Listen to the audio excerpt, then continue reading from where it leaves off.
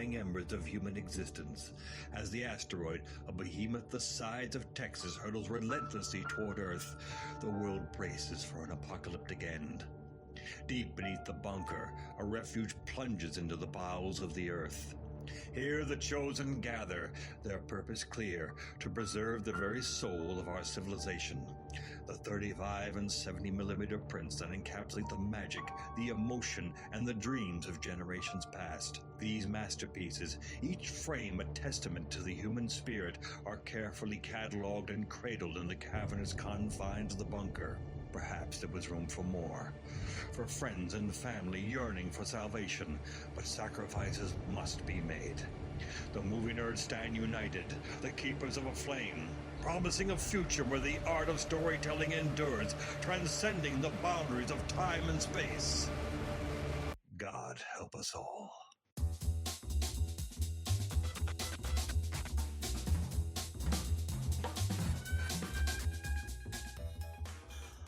Welcome to Back to the Frame Rate, part of the Weston Media Podcast Network. Join us as we watch and discuss films on VOD and streaming platforms, deliberating on whether each one is worthy of salvation or destined for destruction in the face of the impending asteroid apocalypse.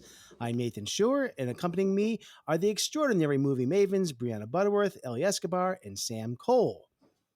Hello. Hello. Hello. I don't have a question for you guys this week. I've been doing that the last few weeks, and I think that's because I'm worn out from this film.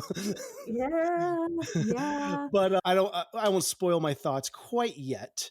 But the movie that we watched this past week is the 1985 film Out of Africa, and the stars Meryl Streep and Robert Redford, and who else? There's a slew of other people that I've seen here and there, but I can't. But this is also directed by Sydney Pollack, who is a very well-known director, and he's a pretty fine actor, I think, as well. When I do see him in some movies, so I've always charmed when I see him turn on his acting chops. He was really good in Michael Clayton. I remember that. But anyways, we're going to get into it tonight on the show. But before we do, I have a plot synopsis. And this is the first one. I have two plot synopsi. This is my favorite. This is my favorite one. A film about a white woman named Karen bossing around children of color. That was the first one. But the real plot synopsis is initially set on being a dairy farmer. The aristocratic Karen Blixen, played by Meryl Streep, travels to Africa to join her husband, Bror, played by Klaus Maria Brandauer, who instead spends their money on a coffee plantation. After discovering Bror is unfaithful, Karen develops feelings for Hunter Denise, played by Robert Redford, but realizes he prefers a simplistic lifestyle compared to the upper-class background. The two continue on until a series of events force Karen to choose between her love and personal growth. That's, I guess, one way of putting this movie. And I'll just play a quick part of the trailer for this. Actually, I had a really hard time finding the trailer for this online on YouTube. And I don't know if there was an official trailer. This is the official trailer because I did not find something that was really satisfying. But this is what I got. It's an odd feeling. Farewell. Men go off to be tested for courage. And if we are tested at all, it's for patience. For doing without. And I'd always known that. Is life really so damn simple for you? Perhaps I ask less of it than you do. I don't believe that at all. Next time you change your mind, you do it with your money. They bought your title, Baronessa. They didn't buy me. All right, I'm ringing the gong on this because whatever scoring they did for this trailer, I don't know, but A little atonal. That trailer makes Meryl's accent work stand out more than I thought it did in the film. It wasn't it wasn't that bad to me in the movie. I kind of got used to it, but in the trailer, I was like, oh, that accent work, yeah. So yeah, Sam, how are you tonight? I'm pretty good. Can't complain. Doing well. Really glad it's March. I like the ascension into spring and summer. I always have. So I just a fan of this season in general. Excellent. Do you have some movie facts you'd like to share with us? Absolutely. Indeed, I will. So, as we know, Out of Africa came out in 1985, December 85. It was directed by Sydney Pollack, and it's based on Out of Africa by Isaac Dinesen, which is actually a pen name for the real Karen Blixen, who was in Kenya from 1913 to 1931. I actually just bought the book off Google, so hopefully it comes soon. I'm like fascinated by it. I can't. Has anyone else read the book? Any of the I source know, but material? it sounds awesome. Yeah. And her true story is apparently, there's a lot that they left out in the film. But before I mention a couple other things, one thing I actually saw the making of this film several years ago, and just an interesting kind of geeky cinematic thing. But Sydney Pollack actually on purpose chose the 1:85 aspect ratio, the flat aspect ratio, because he said that because this came out in the mid 80s, he assumed that mostly people would be watching it on their televisions after it came out in the theater. And so he just wanted to have an aspect ratio that gelled with that, which I thought was fascinating because it was kind of an interesting choice. So this stars Robert Redford, Meryl Streep, and if I may say, an excellent performance by Claus Maria Brandauer, or I'm not quite sure. And nominated. Yeah. Nominated, yep. The film actually won Best Picture and swept several Oscars, which we'll definitely discuss. Cinematography by David Watkin. It was edited by a lot of people, actually. And of course, the music by John Barry, who also composed Dancing with Wolves. It's a grandiose, epic classical score. This movie was a hit. Yeah. To go back to David Watkin, I think it needs to mention he was the cinematographer for, I think, one of your favorite movies, Moonstruck. I don't know if you knew that. I didn't know that. No way. Cool. Yeah. That gets a half-star bump from me. Sorry, guys. Hey, I knocked off a half a star for the title of Society of the Snow. I was a jerk, even though that movie's awesome. I forgot about that.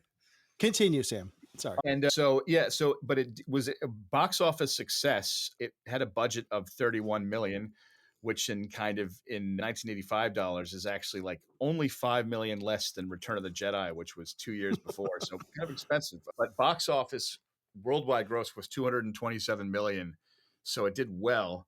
Yeah. And yeah, that's basically, if you want to jump in and add anything, but that's just the basic production info. I want to also add that other films released on the same date were The Color Purple and Enemy Mine, Brazil, and The Trip to Bountiful all came out on this. I think it was December 20th. Is that what the date was? Crazy. And, I think it's also good to note that it opened number 4 that week. Rocky 4 was number 1. Jewel of the Nile, a movie that B does not believe exists, was number 2. And Spies Like Us was number 3. And this is really funny. At number 13 in its 25th week, still in 807 theaters nationwide, Back to the Future, which came out in July that year. Yeah. Mega hit. Yeah. Yeah. I think that was definitely a random group. Can you imagine all those movies like hanging out at a pub together, what they talk about? Like, that's a crazy group of films right there. But I think we just talked about what the cream of the crop of 1985 was, because before we get into the discussion, I have to say 1985, not the strongest year for movies. No, sir. And you can look at Rambo just Part 2 was incredible. Rambo First Blood Part 2 incredible. I had to I made a list here, and I'm gonna go through. Maybe I'm gonna say this really fast. These were the top movies of 1985, and I just made a list of like 30 of these. So we have Rocky 4, Cocoon came out that year, Mad Max Beyond Thunderdome, Witness, European Vacation, Commando, Pee-wee's Big Adventure, Back to the Future, of course, Color Purple, Ron, the Kurosawa movie, Kiss of the Spider-Woman. We also had movies like Teen Wolf, Explorers, Desperately Seeking Susan, Legend, After Hours, Spies Like Us, Hey, Endless Fire, Brewster's Millions, Perfect, Tough Turf, Vision Quest, Silverado, St. Elmo's Fire, The Falcon and the Snowman, Fletch, one of my personal favorites, Volunteers, The Man with One Red Shoe, Pritzi's Honor, Friday the 13th, A New Beginning, The Black Cauldron. This is where we were in the world of Disney. Oh, wow. Porky's Revenge. Porky's Revenge. Porky's. These were the top like 30 movies of the year, and I'm telling you, there's not much in here that really like So strikes bad. me as like a great year. Also, Lady Hawk and Silverado. You know, it's no 1984, which It we've is talked no- about before. 1984, a significantly better year. The drop off. Yeah. Of Man. that lot, though, I'd say, I don't know if Witness made the list, but Witness came out in 85. That movie is by Peter Weir is like Probably excellent. my favorite movie of 80. Well, maybe not my Never favorite. seen It's it. up there. It might be my favorite of 85. Well, Back to the Future was that year too. You know what's funny? We're about to get into movie, but since we're kind of talking about like a little bit about the Oscars, this movie got 11 nominations, 7 wins: Best Picture, Best Director, Best Adapted Screenplay, Best Sound, no, it did not give it. No, sorry, got Best Cinematography, Best Score. You know what movie was not even nominated for Best Score? Was it Amadeus? Back to the Future. Alan Silvestri's Oh. score was not even nominated that year. And think about how iconic Back to the Future was. Yeah. You think about that movie and that score, and that wasn't even nominated. I don't know. I think that's interesting. Should have been nominated, yeah. Anyways, all right. Enough of me rambling on about Oscars and stuff. We're not here to do that until maybe later. But all right, so let's get into this. We randomly decided who was going to begin, and B. I drew the short straw. You did. Tell us I about your did. thoughts on Out of Africa. Sure. I got to kick this off. I don't think I have as strong of feelings as some of you, my co-hosts, do about this. I didn't think it was exceptionally good or exceptionally terrible. I got what I was doing. It was a very pretty to look at epic romance, and I wasn't mad about the pacing either. This seems to be the thing that comes up the most, is how slow and draggy it is. For me, that just felt a little luxurious. I was like, I get it. We're here. We're in Nairobi. We're in the Serengeti. We're looking at these beautiful landscapes. It kind of reminded me of some Jane Campion stuff. I was just able to slip into it, and that didn't bother me as much. And honestly, I thought the romance I thought it focused on I didn't think they were a good match. I didn't think Robert Redford and Meryl Streep were a very good match, but I don't think that's inherently unbelievable. I think they both did a good job at trying to figure out this sort of romance that they maybe want back home but couldn't make happen here. If anything, I think Felicity, who is a desperately underexplored character, would have been the better match for Robert Redford. So I think that's something that was potentially interesting that kind of got dropped off for puritanical reasons. But really, this film just struck me as kind of afraid.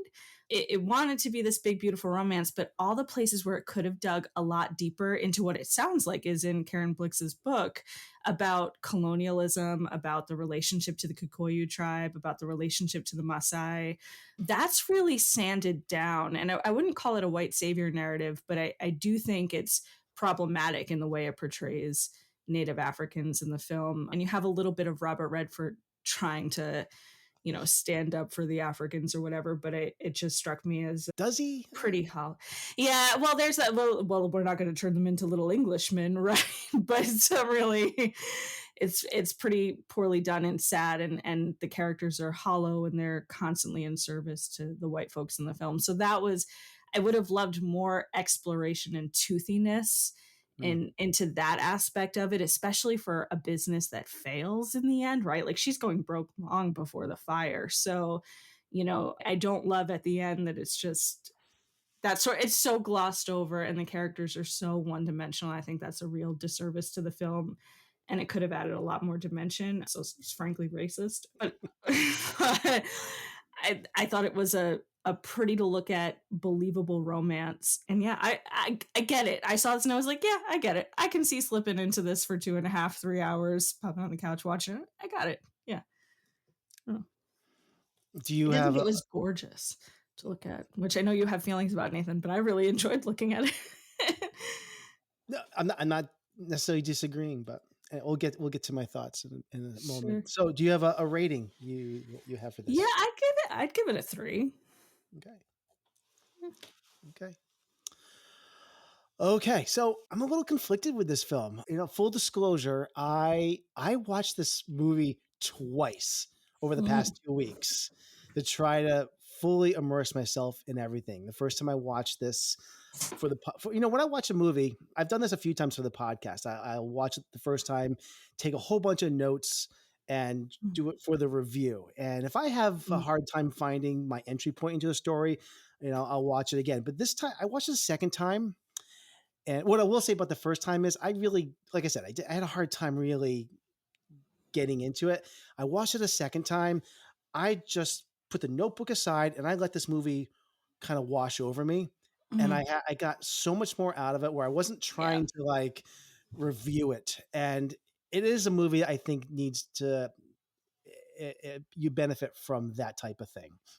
But it's rare I get to do that. But we had a couple weeks to watch this. So I took my time to really Well, the movie is 10 hours long, so you do need. What I wouldn't say is it didn't really change my opinion so drastically that I went from hating this to loving it. But I think it does kind of emphasize the notion that, there's so many movies out there that it can almost feel like watching movies can be a disposable activity. We so often like watch a film and then it's like on to the next thing. But I really appreciate it when I can watch something and not fully get something out of it, but then go back and watch it again and really understand now what's happening in it. So I'm happy that I got to do that. So anyways, this movie though, Out of Africa is one of those perfectly serviceable 80s stately costume dramas. I found the story of Karen to actually be, her story to be quite interesting as far as in most enigmatic part of the film. Not necessarily the romance in this. What this woman went through between her husband's transgressions, obstacles, managing her plantation, contracting, this syphilis, which we'll get to be, to be the real drama of this woman's life. Her romance with Robert Redford, his character, I felt was very underwhelming. Part of that was, I think, the plotting of the story, but I also lay that on the feet of the casting of Robert Redford and his overall performance. I do like Robert Redford as an actor, but Robert Redford can't not be Robert Redford. He does his thing. He stays in his lane and he's great in certain things. And sometimes he's just not the right choice to be in a movie. And I think this is an example. By the way, he looks amazing in this. I want his wardrobe when I go to Africa. And I think the costuming is fantastic. He looks good. The guy just is glowing in this movie. But at the same time, he just seems so miscast in this. He was originally that character's supposed to be an Englishman, and he's the one character. And I think I don't know if it's actually referenced. I don't know if anyone else can attest to this. Is he in this movie supposed to be English? Because I know the character is. The character was, and all I know is that Sydney Pollack, when Robert Redford was practicing an English accent, Sydney Pollack told him to drop it. Because I think what he was interested, I think he felt the movie needed like an American, like box office kind of, so I don't know. But I don't know anything beyond that. I think I read that there was originally Robert Redford doing his lines with an English accent, and there was a lot of overdubs in post with him going back to, So that would make sense. Thank God Robert Redford is not putting on an English accent, because I can't picture that. Wouldn't it have been hilarious though if it was like a Mary Poppins? They're like, "I want to take you on safari." All right, I do. I thought he was great. Well, we'll talk about it, but I liked him in this role. I thought everyone was great. I thought it was well cast. He's always good, but I just don't know if this is. I don't know. The other thing I'll say is that, I think we already mentioned this. I have never read the source material, especially the book written by, is it Isaac Dennison? Or I don't know how you pronounce it. It's a pen name for Karen Blixen. Yeah. Anyways, but from what I understand, The book focuses a lot more on the Kikuyu people and especially her relationship with Farah, who is her aide, who plays an important role in the story. The movie has zero interest in telling that part of the story, which I think is a shame. And I'm sure we'll get more into that in the discussion, but I don't know. Technically, this film has all the goods, awesome cinematography, outstanding just look and feels of this whole thing. Outside of a couple glaring blue screen shots or rear projection, I don't know what they're doing with some of those. I was like, what? Like, I could do that. But one of those opening shots where they're like clearly. I don't understand. I just like they're like matted in and they're sitting in Denmark, and that was a terrible one. Also, when she's in her like room writing and it pans out the window and the window is like a green screen, like that is there's terrible. A few guffaw moments where it's like I don't they make a movie look this good, but yet there's a few head scratching effects that I just don't understand. And of course we have to mention John Barry's score is incredible. We already said beforehand that, you know, I don't understand why Alan Silvestri wasn't nominated for Back to the Future, but I can't complain that this movie won Best Score as well, because I think John Barry is one of our best ever composers, and he was incredible. He did a lot of the James Bond scores. Oh, man, Dances with Wolves he did as well. So he's one of my favorites. So I have no complaints about that. Anyways, I agree with B. I also gave this movie a 3. So I'm in lockstep with you on that. We're going to Sam. So for me, I've actually watched this movie several times over the years, and regardless of like the plot or the story or the setting, there's this kind of romantic, like longing, like undertone to the movie that gets me every single time, that I'm a complete sucker for. I mean, as soon as she's like, I had the farm in Africa, and it like cuts to the like train like going through the plains and John Barry's music like swells, like I'm practically like already in tears. Like I'm just like, yep, this is incredible. I don't, there's a traveler in me that appeals to that romantic spirit. I get it. Before I briefly get into my like review, I genuinely understand people's criticisms of this movie. Like I can understand people talking about like the slow pace or not liking it. Interestingly, for me, I love this movie, but I don't feel defensive about it. Like if someone hated E.T. the extraterrestrial, that would hurt my soul. I'd be like, you have no heart. Like, what's your problem? This movie touches me personally, and I love it, but I really understand the criticisms. I think for me, it's the tonality. I also am just fascinated, like that I like movies that kind of like are period pieces or look into time periods.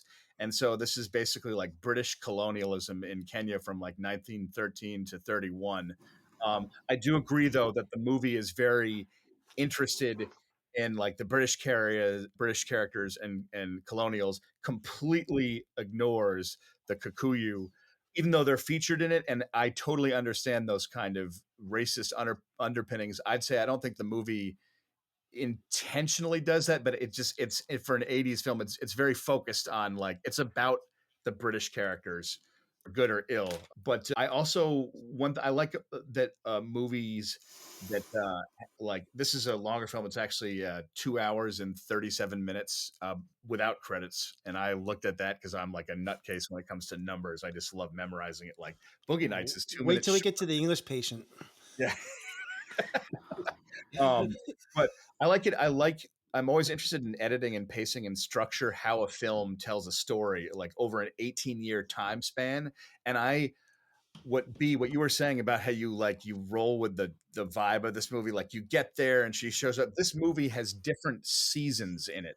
And so when I watch this movie, I feel like I'm taking this kind of journey and I'm like along on the ride of her life. I really love it when Robert Redford and Barclay Cole, I forget the actor's name, but I thought Michael he was Kitchen. Yeah, when they show up at her house and it's just like storytelling and like dinner time, I find that whole scene charming. I feel like I'm sitting there, like I just love these people right now in this moment. Side note, sorry to interrupt you, Sam. Do you think she has better chemistry with Barclay than she does with Robert Redford? He has more natural chemistry with Barclay. The chemistry with Robert Redford is a little bit forced at time. It gets better.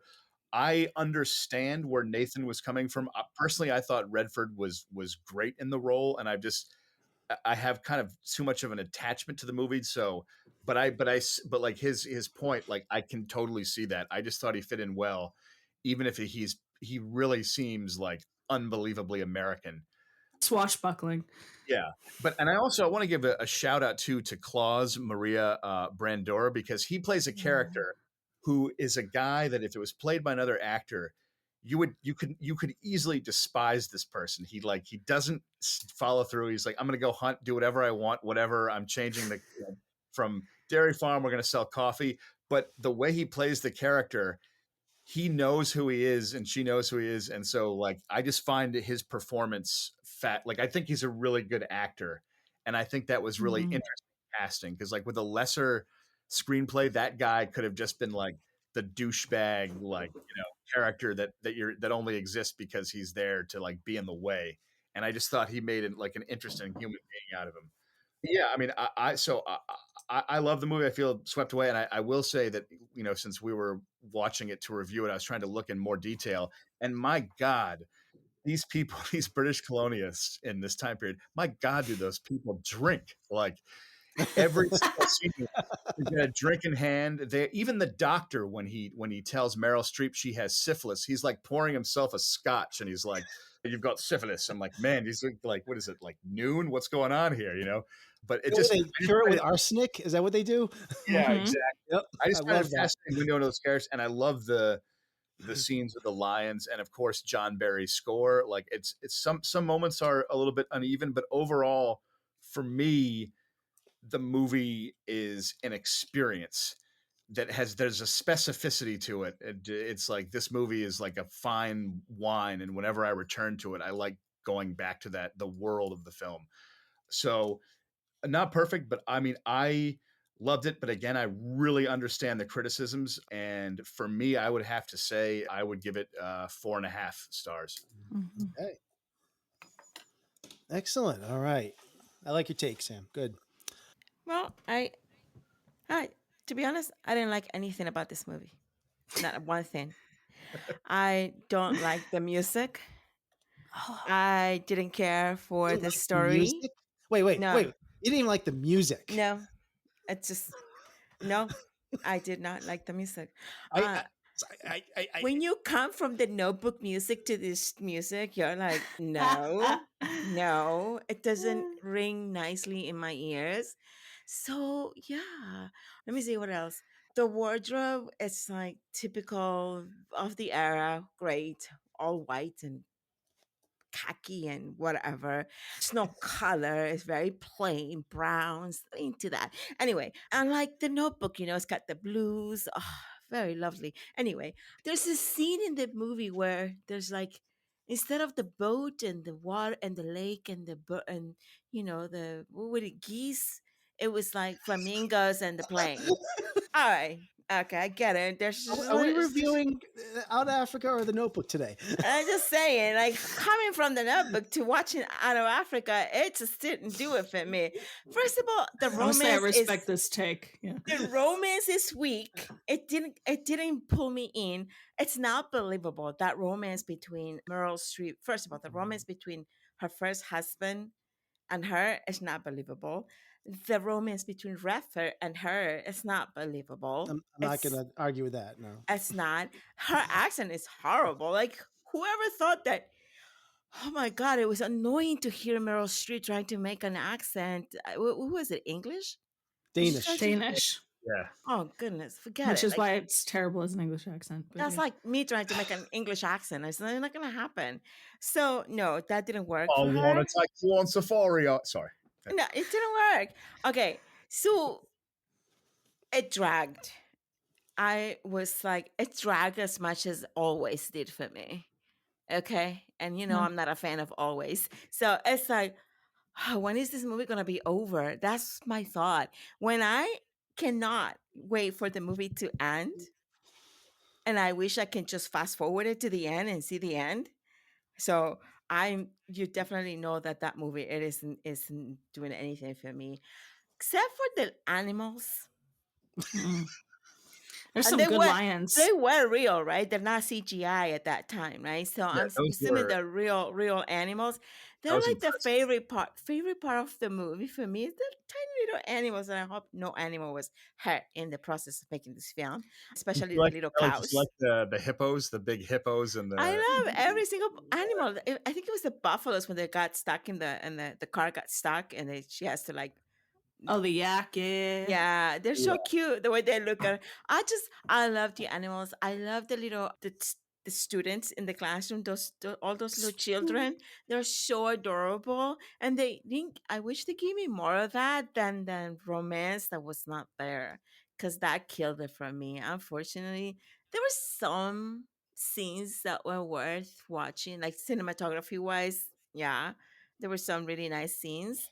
Um, but overall, for me, this movie, I did not have a connection with it. Hmm. I'm not sure that I want to read the book because I probably fall asleep reading the book. I don't know. It just didn't do anything for me. So if I had to rate this movie, I'll rate it just to be nice. I'll give it a 1 star, but that's it. Because I would probably won't even. I'll probably give it a 0, but I'll give it a 1 star just because to be nice about It's the it. courtesy bump. I mean, You I can get love Reffer. Reffer is one of my favorite actors. He's handsome as hell. But this movie, and I'm not a fan of Meryl Streep. I don't know. I'm not a Meryl Streep fan. Everybody, probably the whole world loves Meryl Streep. I'm okay with her acting. I just, eh, Okay. yeah. So I 1 star. Didn't care for the movie. There is no romance in this movie. I'm sorry. If this is a romantic movie, it failed to show me the romance. Well, I'm not going to actually disagree with you. I don't want to jump on you, Sam, but I think the romance in this is definitely secondary to the plot of Yeah, this. I agree. feel. Romance is not the best, but I kind of like that the romance is more towards the back end of the movie. Like you have all this introductory, like they don't go on safari like almost 2 hours in. You know what I mean? And so it's like a later chapter. You know what it is? I honestly think the reason why I feel a strong connection to I'm a sucker for British like stiff upper lip characters. I just always find them fascinating, and like I don't like condone And what these other qualities. than Rapper and Stripped, I didn't know any other actor in that movie. The only two people I know is Rapper and Stripped. I don't know the other actors. Well, Is did that you catch the criteria? cameo? Did you catch the cameo? Who was Michael Kitchen, the guy who plays Barkley? His mistress was Iman, the model Iman. David And Bowie's wife. Lord Yeah. Delamere Oh, Alfred, his wife. Batman, the Yeah, guy, yeah, like, yeah, yeah. oh, is it go? I'm a sucker for these, like this early century And exploration something? movies. And in a way, this film kind of made me angry, honestly. Like if it was supposed to make me feel different, it kind of made me angry. I'll tell you why it made me angry. Because first of all, she ends up with syphilis, right? And then all I can think of, like, it is the colonizers that brought syphilis to the Native Americans. Okay, simple as that. They didn't have that, but it's the colonizers that had it. Okay, because they like went sleeping around with women and different women, and probably so. And it kind of made me angry because how they treated the the African people. And Mhm. so in a way, I'm watching this film and I'm kind of getting disgusted with it because it brings back these feelings of like, man, like why would you have to treat these people like this is their land? Like you come in, like whether it's Africa or it's America, you came to invade their lands. And it's like, yeah, so I Yeah, wasn't this movie is wildly flip about colonialism. yeah, so Just it's like I was kind of getting angry at That's one really point with the true. movie. I was like, It doesn't. It really doesn't. It kind of doesn't touch it. It just sort of goes for like. You know what it does? It shows it, but it makes no comment on it. It just presents what they're doing, and it's like, hey, there it is. You know what I mean? yeah, and well, I think the something? opposite. I My think it favorite, does comment. my favorite line in the whole entire film is when that tribe, the chief, comes to her house and says, and she wants to make them read and learn English and blah blah blah, and he says something to the effect like, "Oh yeah, well, your people, the British know how to read. What good did that do to them, right? Remember that line at the end, like Yeah. that didn't do them any good, did it? Like I was like, yes, Yeah. you tell it, Yeah. man. I was like, no, but that's the one line that I really loved in the movie, and it's like, man. Wait, question B. When you said that it does comment on it, would you say the movie is sort of like pro colonialism or like? Well, I think it glosses over some things that are harmful and position them in a helpful white savory kind of light on behalf of Meryl Like, Streep's character. yeah. Like the school or giving back, she's like, well, we must have land for them and advocating for them. And it's like, well, okay, but you did like force them to, it's like, oh, that's not the help that you're portraying it as. Like, really but it's not really that interested in getting into the weeds on it. It sounds like the real person was, and like this Felicity character was also based on a real person, and she seems incredible too. So there's this like actual history of potentially interesting and incredible women. I have no idea what their actual history is with the local people, but that's just kind of ignored. But on the romance side, part of me was like, I kind of get it, because they're in this totally foreign land. Like, yeah, they're not a good match, but they might be like the only people there. Like, we see Meryl Streep as one of the only women seeking a person there. And I don't know. I did get it. I think they were both kind of fantasies of what the other one wanted, even if it wasn't the right fit. I thought their romance, and I totally agree with some of that. I thought their romance worked best at the New Year's Eve party when it was New Year's Eve. Yeah. It was a good scene. Like Redford was by himself and he was like clearly really drunk and he missed her. And then there was that scuffle and that, like, I've always liked that scene, that segment. There's a few moments. Like, I just was chuckling to myself when she goes back to Denmark. It's just like voiceover and shots of her farm, because I'm like, well, this is so expensive to shoot this movie in Africa. Like, they're not going to go do another Denmark scene. Back to Denmark. Had and aside the accent, what was with her voice? Why did you have to make her voice like this? Because she sounded like she was so deep talking. I think it was just all part of her performance. By the way, she talked like this. She listened to tapes from the real Karen Blixen to get that accent, to get that voice right. I'm not supporting the performance, the accent. I watched it the first time and I was like, I am really having a hard time with this accent, with this performance. The second viewing was like, it didn't bother me at all. I just, like I said, it washed over me, but I totally get it. She may have had the greatest dialect coach in the world. It didn't matter to me. I still think that it's laid on thick and I don't know if it really works. I don't think of Meryl Streep as somebody that puts on thick accents in films, and I think it's also because we know what Meryl Streep sounds like. That's the thing. We know what she sounds like. We've had her 40 plus years in movies. We know her voice, and I think that's a part of it too. That's part of it too. It's funny. I actually like. I don't mind her accent. I like it. But one thing that Ellie was mentioning that. And I'm sure this line annoyed you, Ellie, was when she does do that the low voice when she's standing out in the rain and Claus is coming back. She's like, come home. Yeah. I want to come home. Or like when she's narrating the whole thing. And oh my God, it drags away. When he's like, oh, tell us a story. I'm thinking, okay, she's going to tell a story of a book that she read. She goes, oh, well, whenever I read a story to my nieces, whatever, they always give me the first line.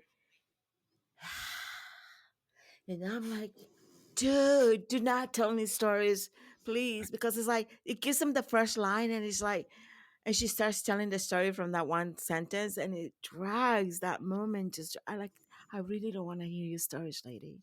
Like, can you just keep it to yourself? Let's keep it to the point of the story.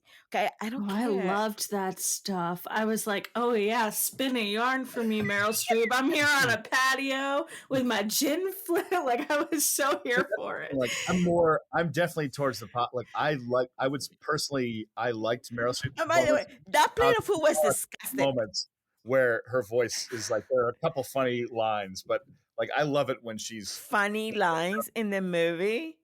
No, I It mean, was I mean, a comedy, there's Ellie. a Come couple on. of moments where her accent sounds a little when she's like, "Come home." It just sounds humorous, but for the most part, it didn't bother me. Like I liked it, but I understand your point. Is what I'm saying. Okay, and what was that dinner plate that was supposed to be chicken and it was fish? And it's He was a child, Ellie. Taking him for child would be nice.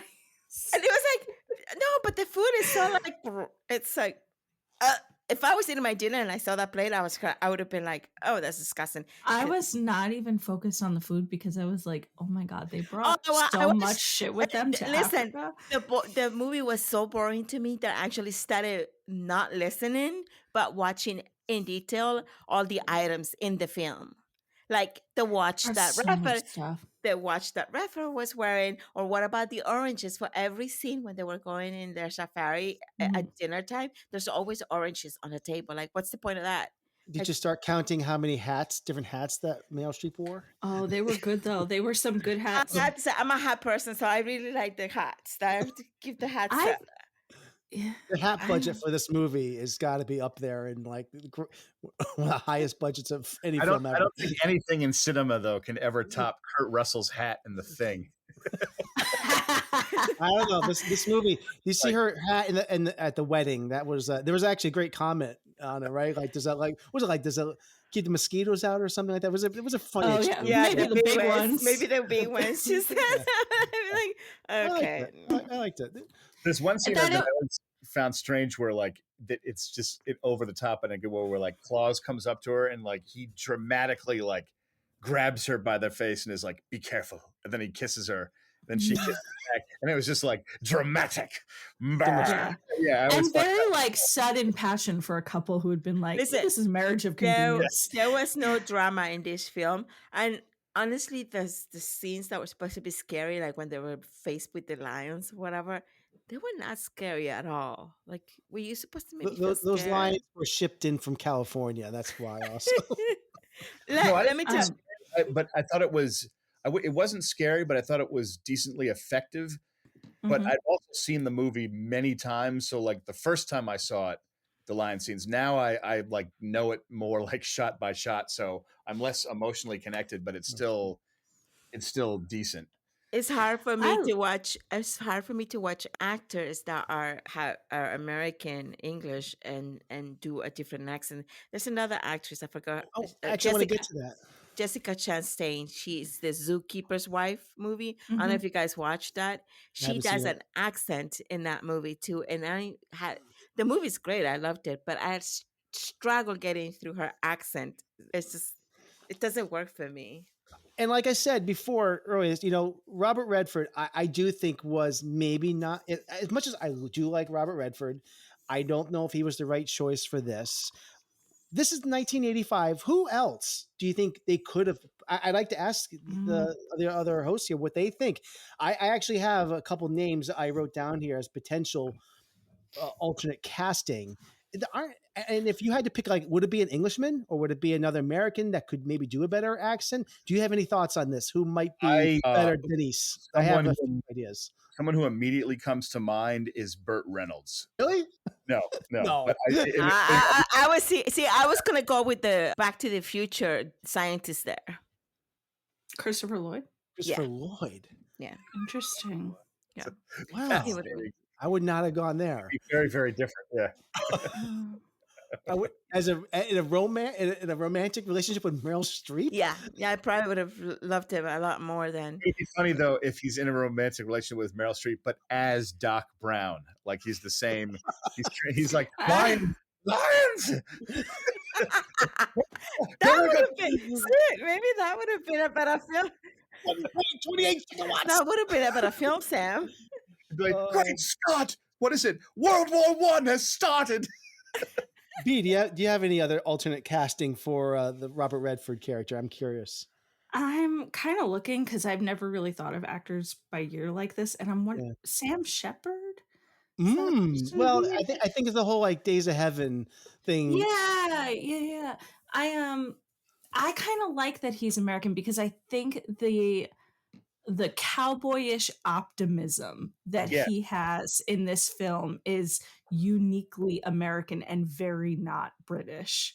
Whereas Barclay's character I think of as much more of that stiff upper lip Englishman. So I think Sam Shepard would have been fun.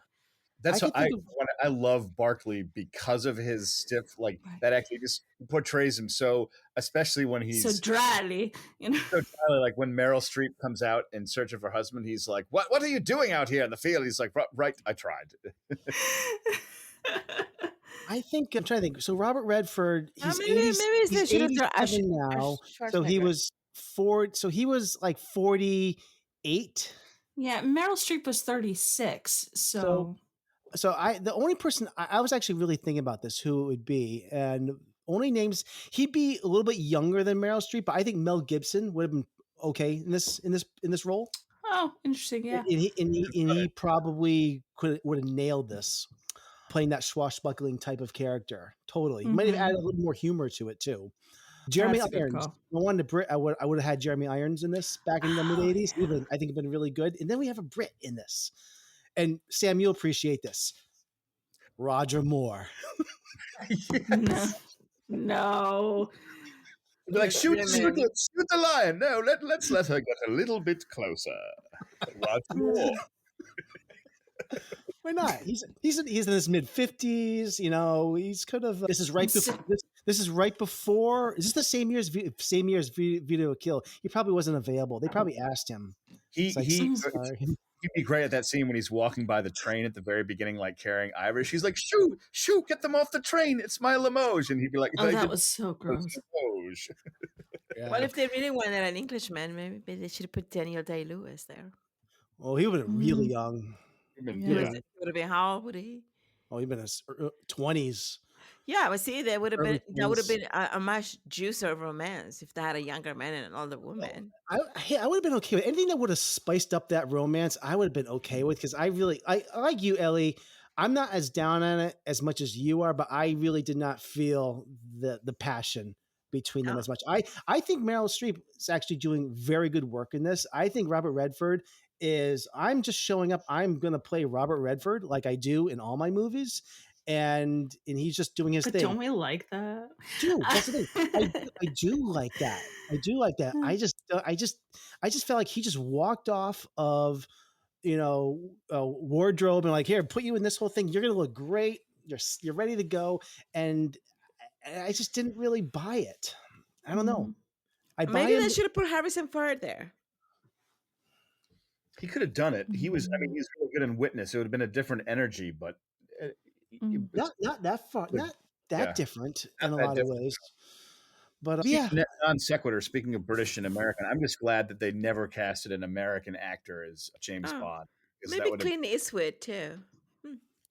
Oof. We'll get there later. Clint Eastwood would have an epic stare down with one of the lions. He'd just be like, I'm sticking with Sammy. I'm sticking with Sam Shepard. Yeah, I like that. I like that. Yeah, he could. I don't. Who is Sam Shepard? I have to Google it. I don't know Sam Shepard. Ted Danson. Ellie, Sam Shepard from the movie last week or a couple weeks ago. Man. The dad? Yeah. Oh, Noah's dad. No, he's too sweet. Okay. You should. I don't know. Yeah. He's too sweet for this epic romance with Meryl Streep. Yeah. Meryl Streep. Like a dad, not a romance person. So I think that's just because that's the movie you're seeing him in. It's got some good stuff. Can we go a little bit through the plot? Because Meryl Streep's kind of thrust into this society that is like trying to recreate her society back home. Mm-hmm. It's English, it's not Danish, but she gets it. It's upper crust aristocracy. And then, I don't know, I thought it was really good writing that she sort of behaves around them the way she behaves when she's like out in the wild almost and sees those lions and sees other threats. Like she's very much a person who tries to isolate herself from any sort of danger. And I was sort of wondering if that's why she's attracted to the people she's attracted to in the film. But I thought there was an interesting through line there.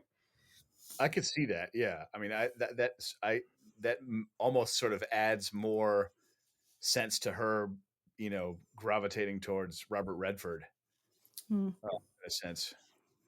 Yeah. And I thought it was interesting. Like, I wondered about how it went over in this, because here's the movie does this thing where it, like, picks up pieces of culture around what's happening, you know, about them, and then drops it.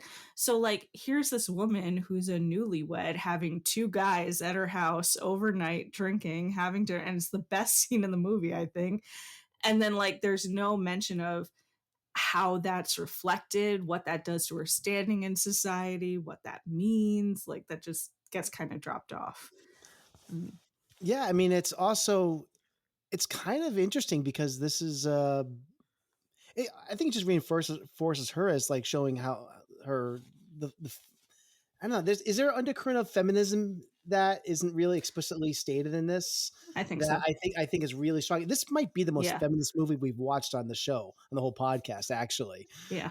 I think easily. I did definitely get that. I just wish it wasn't such a white feminist movie, but yeah. Yeah. Her, when the two of them show up, I always just assume that it was like maybe a product of the time when like guests show up at the house, like them all having dinner together and telling stories seemed like the way they treated it, the way they were acting, it was like it was a normal, totally normal thing to do. You know what I mean? Where they're like, hey, you don't have much say in the matter. She's like, oh, all right. Like, I just remember Sydney Pollack making a big deal when he was in the making of, when he was talking about in that time period, people entertained each other by telling stories to each other at night, like televisions or necessarily radios. So that was like that scene, I think, was his idea of a window into like a that's probably why they drank a lot too, because there was nothing else to do but to drink. Sure. I did think that scene was beautiful. I thought that was probably my MVP of the movie. And I also liked when they played Mozart for the monkeys. They were like, never a man-made sound, and then Mozart. That was cute. Seriously, even when Redford is asleep and like by the like, and she grabs the glass is in his hand. Everyone watch that movie again. Everyone is drinking something at every point of that film, almost. Aside from when they're like horses, but it's just like those details there are like, I noticed that especially this time because it was just like it seemed very apparent. In their crystal glasses, their Limoges crystal. Fancy schmancy. How about, what do you think of this big flying sequence, which I think is kind of a big anchor of this movie? I just loved it. Again, it did not have to work hard for me to love it, because it was like Africa, beautiful, like John Barry going nuts, like he's just like grandiose. That was just epicness. You know what? I rewound that scene twice when I was watching it. I loved it so much. I'm like, I gotta see the plane. I gotta see the plane fly one more time, Lois. Okay, I gotta see the plane fly. Yeah. I didn't rewind it, Sam. I fast forwarded. No, I loved it. They did at one point. They did Mount Kenya, and another point they did that sweeping shot of Kilimanjaro. I was like, oh my god, I'm so hooked. But I think in real life, Felicity was a pilot. She was like a Kenyan aviator, and so I kind of kept. I do think she. Wait, is Felicity the main character? Felicity was. Go ahead, Sam.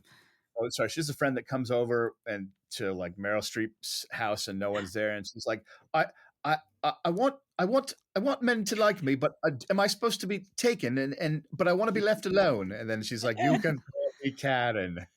Yeah.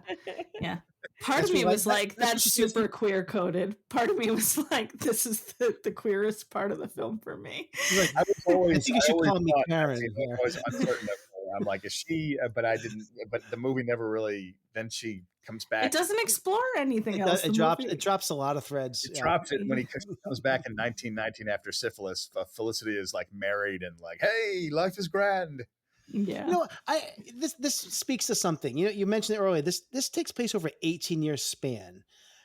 And you know, that still was not clear to me necessarily. I think that the plotting of this movie and maybe might have something to do with the editing of this. It is one of the detriments to this, because I don't think this is kind of like shown like in a series of vignettes in a lot of ways. I had Mm. no sense of how much time is going by because she goes, when she does get syphilis, she goes back to Denmark.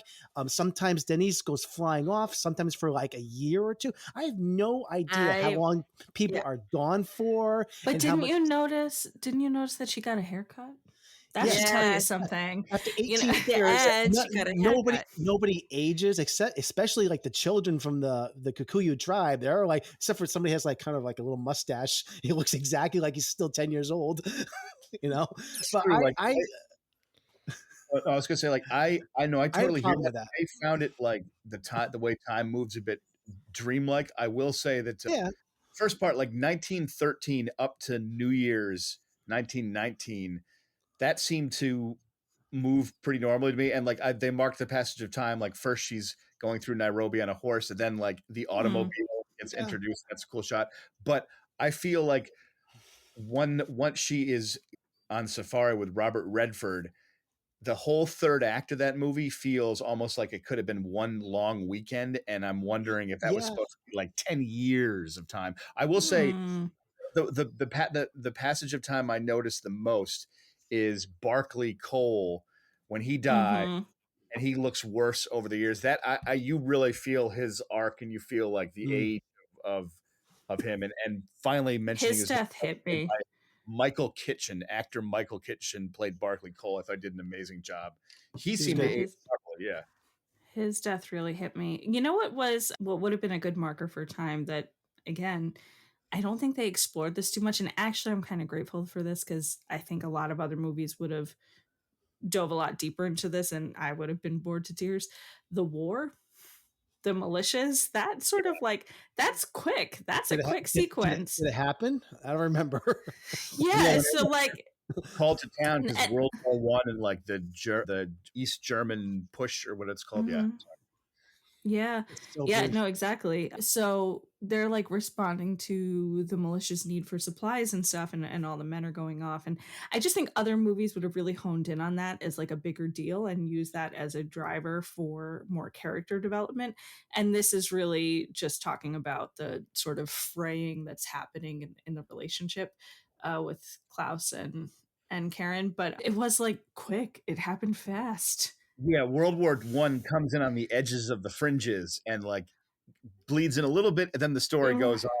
And interestingly enough, I didn't mind that. I mean, I like that. I was fine with it. Yeah, like they could have gone into the one mention when she was going to meet her husband to like give him supplies, and they encounter that tribe that is like sort of threatening to them, and like the tribe is like with their spears, they're like coming Yeah. across The Maasai, yeah. Maasai. Weren't the Maasai like being used by German soldiers or something? I thought that might have been a World War One reference, but I wasn't sure. Oh, I don't I know. don't know. I don't know, but This movie lost me in so many ways, and it's not even funny. I mean, they went from one place to another they went. I don't know what the tribe walking in the middle of her going to drop off the supplies was the whole point of it. What's the point of it? It just doesn't make sense. You just plug in things and people to fill in stuff in your movie, and you try to give me an 18-year span of a movie in a 2.5 hour movie. Yeah, that's not gonna go very well. Pollack. it's okay. We have a different movie next week. I think you like it. Which one is it? Atonement. I know I'm gonna like it. I like that Yeah. movie. It's interesting, yeah, because I like it when movies attempt to handle the passage of time like totally different movie, but I feel like Boogie Nights goes from 1970 Yeah. and you Yeah, are but aware of everything, and this like they're just different, like Boogie Nights Well, was Atonement awesome. does it too, and we'll talk about it next week. Oh, yeah. That's another one. Let's talk about how this before we wrap this I up. just Let's talk I mean about the it's ending like of this movie. movies have those time, like when movies attempt. Mm. I'm always fascinated by how much time they devote to what. That's why Out of Africa is interesting, because it's like the first two acts feel like real time. Then to me, the third act feels like this dream, like, and you're like, Yeah. where are we? Yeah. Well, it's like the piano for me. I brought up Jane Campion earlier. This sort of feels a little bit like the piano for me. I hear that. I get that. Yeah. Let's just quickly talk about how this movie wraps up and the ending of this, which I feel for me, it's a little meh for me. As you know, we also as we know, the Robert Redford character Denise, he dies in the end in a plane crash that happens off camera. This happens in real life. This character does die, and I was kind of like, because what I don't like the way this is portrayed is that it's never really foreshadowed, and it just kind of comes out of nowhere, and it's presented. It's. I know that Streep's character is told about it by her ex-husband. I don't know if they actually stayed married or not. I don't know, and it just seems like such like a just like the whole thing just kind of drops flat for me. And I really thought that this was a just a dull way of ending the film, especially when it's supposed to be this sweeping romance and it just kind of like ends. I don't know what you guys think of this. I did not like this I at hear all. that. I mean, Although it did make it easier for her to go because she was heading out. She was leaving anyways. Mhm. it didn't bother me much because for me it felt more like the sort of the shock of like a shocking death in real life, like that if all of a sudden you're like, this terrible example, but like you're scrolling on Facebook and all of a sudden you learn that someone you knew died. Bad example because like they were in a romance. So, but I agree, it is sort of perfunctory, but Well, like, that's happened this week to me. So go ahead. Yeah. oh man, Sorry. sorry. But like it even though it feels a little perfunctory, I didn't mind it. I hear what you're saying. For me, it felt like a coda to her whole like experience there. Like things were too good to be true. Mm. Um, and I did like the funeral scene when like the lions show up on the hillside. I find the ending I kind of love that. it's like her whole experience is coming to an end. So like your window into the world of that movie that you've been with for 2.5 hours, it's like a quiet goodbye to it. So I find it kind of like wistful, but in an effective way. But again, I hear your point. What's interesting about this movie is like I see everyone's point. And even though I like the movies a lot, it's I genuinely get what you're saying. Like I can definitely see that. It just felt like it was like a waste of As soon something. as I saw the plane show up in a scene, I knew they were gonna kill Rafford in a plane crash. I just knew it. It's like so obvious. For me, that was so obvious. It's like, okay, he shows up in the plane, they go flying together, blah blah blah. And I'm in my head thinking like he's gonna die in a car in an airplane crash. I just know it. And then it goes the end of the romance. One thing it does is like that I kind of like is like we talk about time. Like you mentioned that like you knew that was going to happen. Maybe the plane was foreshadowing that sort of early on, but at the very beginning of the movie, when she just jumps around in the time of the narrative, she's like shows Redford giving her the present. Literally like a minute into the movie when she's talking about Redford, it cuts to like a shot of him against the rising sun in the safari, but it also cuts to them dancing. And that dance is when he's dancing with her at the end of the movie when her house is empty. So it's like weirdly peppered in foreshadowing that makes you nothing until you get to the scene. Yeah. Maybe the lion was Rafford's spirit in there. Maybe they match the hair matches. I did think I thought the ending just felt a little bit like they were checking off a to-do list because none of these characters were so isolated from each other in the film. You only saw them interacting with Karen, that she then had to go through the process of like having her one-on-one moment with all of them, so there couldn't be this big culmination or this big conclusion. I didn't hate that. I don't know what else you would do to end the film. It would have been so inappropriate if they made it into like a big set piece where like he's flying back and she's like waving at him. The plane hits a steeple and blows up. Oh and yeah, side of the mountain. I wasn't even thinking of his death or his crash because I think that work. I mean, it's what happened, but I also think from a storytelling point of view, it doesn't change I don't think there's like a tonal shift there. No. I just think you get this sort of like prolonged goodbye. You know, when you have that coworker that gives like 6 weeks notice and then every meeting they're like, oh, I didn't see you. I'm leaving in 5 more weeks. Goodbye. You know, like kind of felt like that. It's like saying you're going to leave Facebook like a month before you do it. You're like, in 3 weeks, I'm going to leave and I love you all. And it's like, right. So, and then, but she had some nice moments with these people. It was just a little prolonged, but I thought like the lions were nice. I thought the funeral was nice. I just, yeah. There was no emotion. There was no emotion. There was no. I thought there There was was plenty of emotion. no. It There would be was no emotion. There wrong was for no you. vulnerability. There was no vulnerability moments. The only vulnerability moments and emotions I felt were from the animals, the the cows. It's It would obvious. be. It was no Notebook. We know. It would be. Absolutely not. Totally inappropriate though if jackals showed up at his grave instead of lions. They're like, hyenas, like, Should have been monkeys. It should well, have that's been I wasn't expecting that. Like, monkeys God. throwing poo. You know.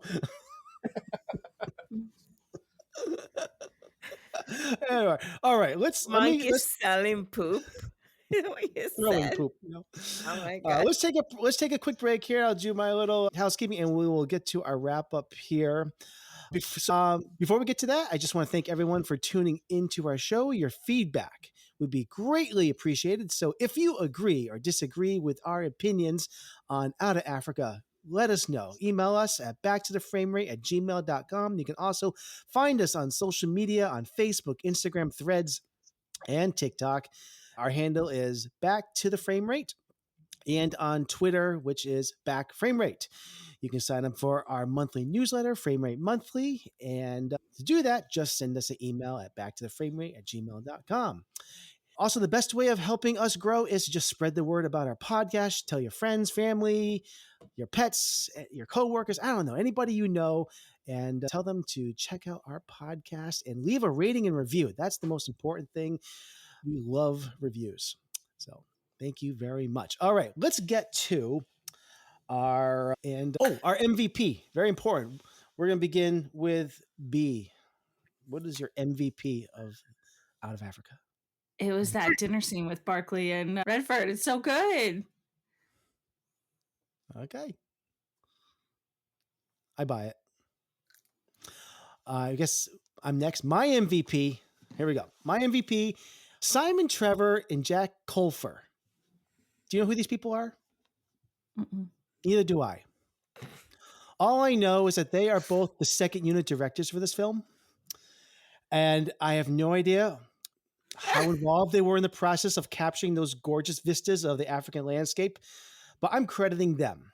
I think what they do is what elevates this film. They gave us those memorable sequences, all the beautiful shots of the African landscape of Kenya. I think I'm not gonna not credit Sydney Pollack for his direction, but what he does with Robert Redford, I think I'll tell you everything I think about him as a director for this film. But still, the second unit. First time and only time I might actually make the second unit team my MVP. They are fantastic, and that's what makes this movie. I think this actually is the reason why I think this movie is so memorable as well. I don't think it's the love story. It's the things like the flying sequences. It's all of these incredible, breathtaking shots. I think this is what people remember from this film. It's how it's entered into the zeitgeist. Critics, audiences, I think for the most part, just aren't remembering necessarily the romance, but really just the sweeping nature vibe of this movie. It has this like David Lean quality to it. It reminds us of Lawrence of Arabia and Bridge on the River Kwai. All these movies that had this grand cinemascope feel to them. I think that's the feeling that this movie gives you, not necessarily the romance of these two leads. So you hit the nail on that. That's why I love it. I mean, it's the grandiose epicness of it and the score. It's got that scope where you're just like, wow. Yeah, and that's what it is. So that, like I said, this film was gorgeous, and I'll give credit where credit is due. But it's also, I wanted to say this earlier, they are making a movie in one of the most gorgeous locations on Earth. So at the same time, I feel like any film that showed up to make a movie here to showcase this region would have probably received the best cinematography nomination. They could have accidentally hit the record button, dragged the camera behind the grip truck, and gotten amazing footage. Also, no CGI, so it's like when there's a train going through the open plains, it's a train. Like it's really there, Yeah. Sorry, having spent several months in Kenya, hard agree. It's beautiful. It's so gorgeous out there. It's one of my favorite places on the planet Earth. It's it really is that stunning. Yeah. I just decided that. Yeah, never mind. But yeah, It's a, I Sam, have to ask you about Kenya now. I'm inspired. Yeah. all right. Sam, what's your MVP? It's kind of tied into the same thing, but I'm going to be very stereotypical and say the flying plane scene, because I just that with the score just exemplifies the feeling of this movie. I also thought they did a really good job. Like, you can tell the shots of her and Redford are like matted in, but they're not that bad. They're not as glaring as the opening of the movie. And they cleverly have the pilot and the other, like the shot where it's in the plane looking out through it, where it's like clearly there's people just wearing their costumes, but that whole scene just exemplifies the tonality of the movie. I was almost going to say that dinner scene that B was talking about, because I love that scene, but just for the sake of it, the plane is just like, it's just epicness. All right.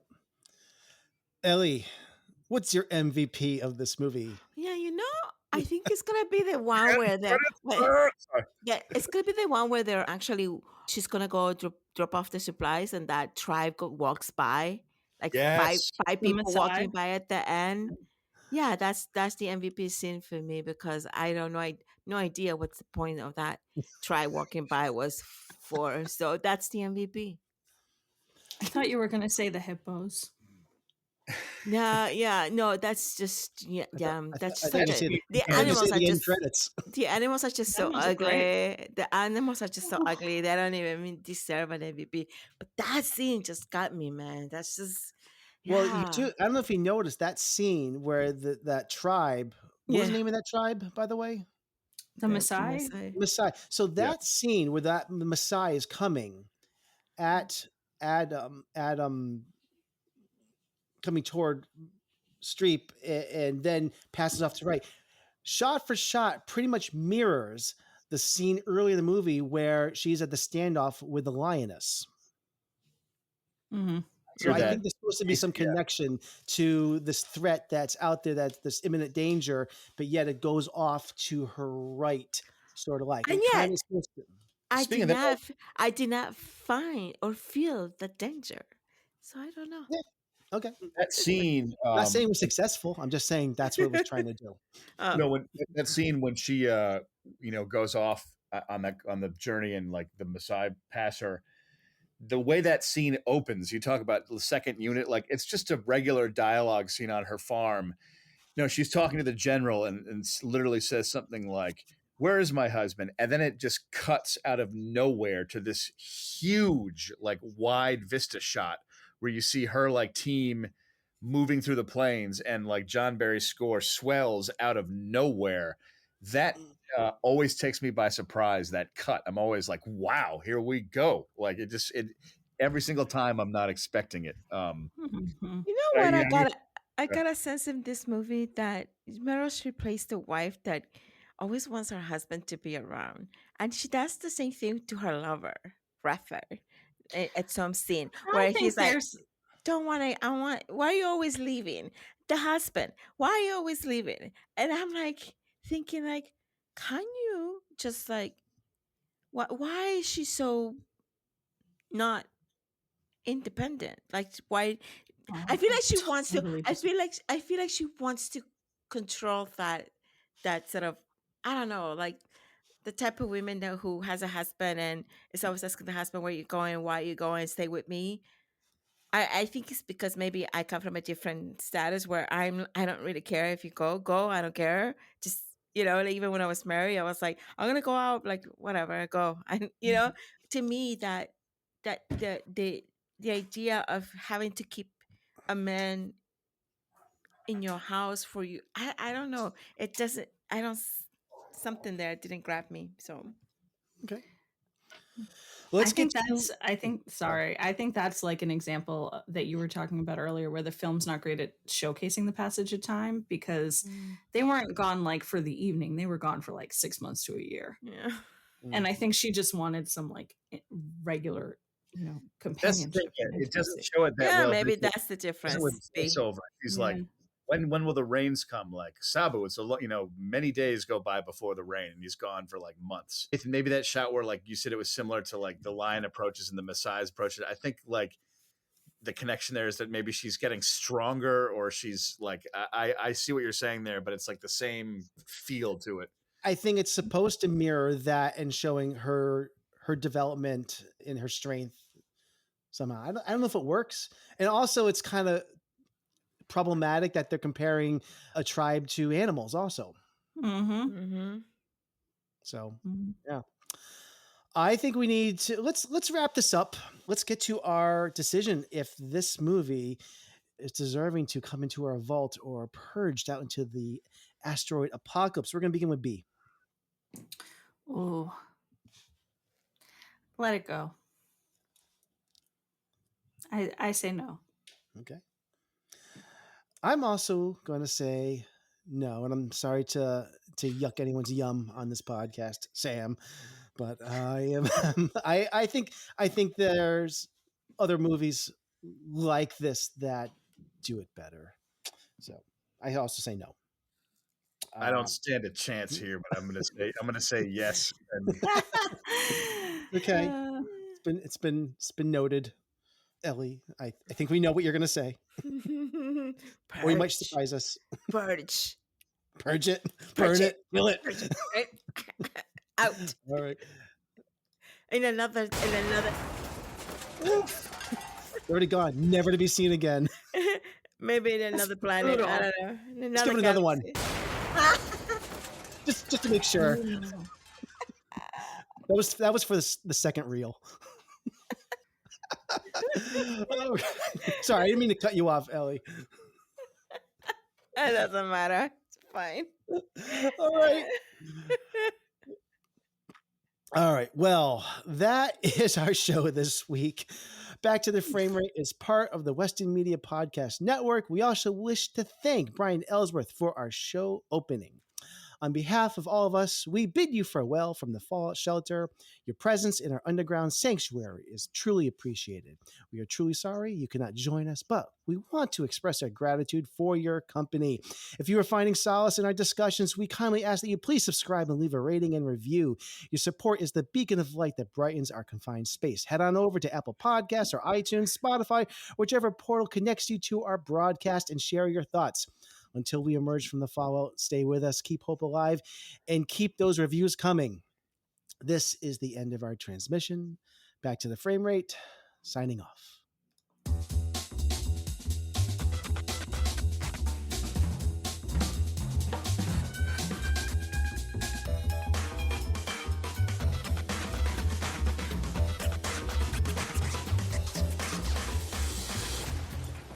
I want you to know it's over.